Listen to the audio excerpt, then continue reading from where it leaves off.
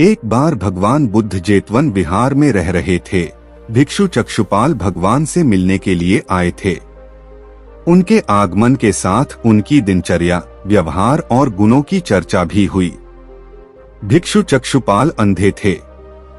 एक दिन विहार के कुछ भिक्षुओं ने कुछ मरे हुए कीड़ों को चक्षुपाल की कुटी के बाहर पाया और उन्होंने चक्षुपाल की निंदा करनी शुरू कर दी कि उन्होंने इन जीवित प्राणियों की हत्या की।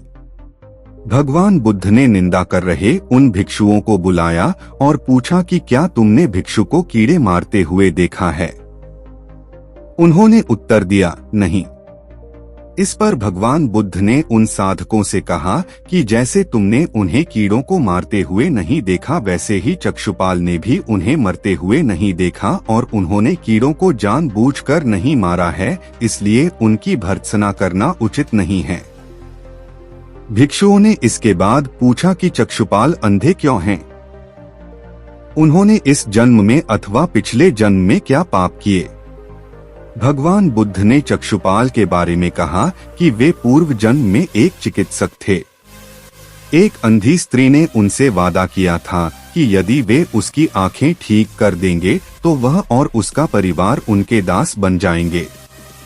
स्त्री की आंखें ठीक हो गईं, पर उसने दासी बनने के भय से यह मानने से इनकार कर दिया। चिकित्सक को तो पता था कि उस स्त्री की आंखें ठीक हो गई हैं। वह झूठ बोल रही है। उसे सबक सिखाने के लिए या बदला लेने के लिए चक्षुपाल ने दूसरी दवा दी। उस दवा से महिला फिर अंधी हो गई। वह कितना ही रोई पीटी, लेकिन चक्षुपाल जरा भी नहीं पसीजा। इस पाप के फलस्वरूप अगले जन्म में चिकित्सक को अंधा बनना पड़ा।